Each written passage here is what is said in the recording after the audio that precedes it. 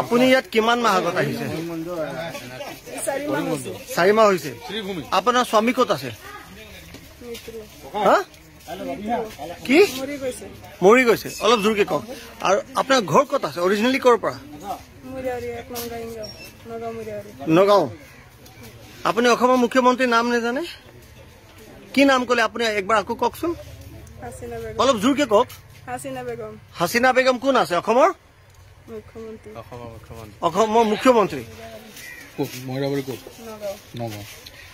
কিমান বছৰৰ পৰা আছে? 4 মাহ। কোনে আনিছিলে আপোনাক? কোনে আনিছিলে? কোনে? কি নাম?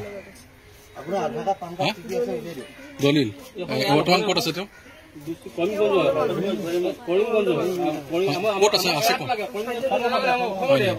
এটা কথা কওকচোন, আপোনাৰ জন্ম অসমতে? আপোনাৰ জন্ম ক'ত? অসমতে জন্ম। অসমৰ মুখ্যমন্ত্ৰীৰ নামটো জানে নেকি?